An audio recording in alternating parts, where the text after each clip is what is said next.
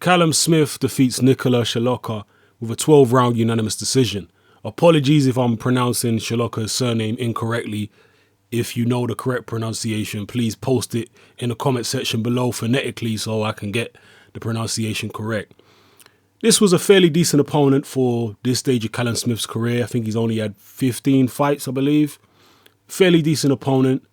The guy has been in there with people like Arthur Abraham and whatnot. Not a massive puncher. Callum Smith performed pretty well for the most part. It was a workmanlike performance. Nothing spectacular, but it was a workmanlike performance, and he beat the guy comprehensively on the scorecards. He showed versatility because normally with Callum Smith, we see the guy coming forward, engaging his opponent, walking him down, throwing body shots and whatnot. And we saw a little bit of that here as well. But for the most part, Callum Smith was boxing on the back foot and using his height and reach because he's extremely tall for super middleweight. The guy is 6'3". So he was using that height and reach quite well in this fight against Sjekloca.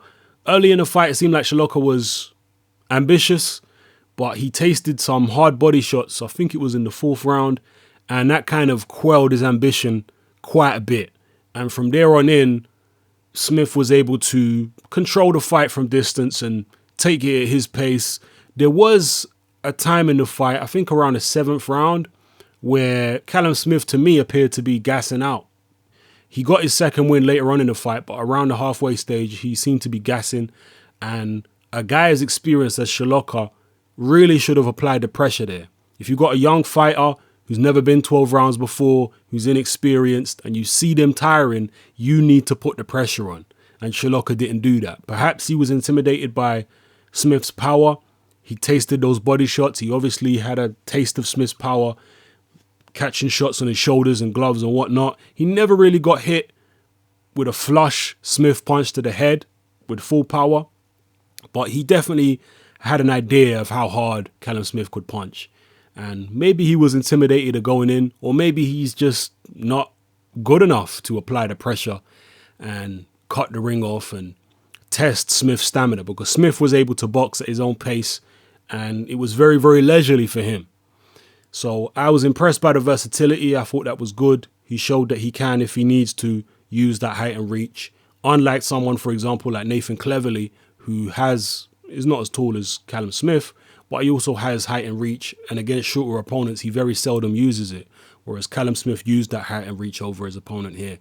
So yeah, decent performance, but nothing spectacular. I'm still not on the Callum Smith train yet.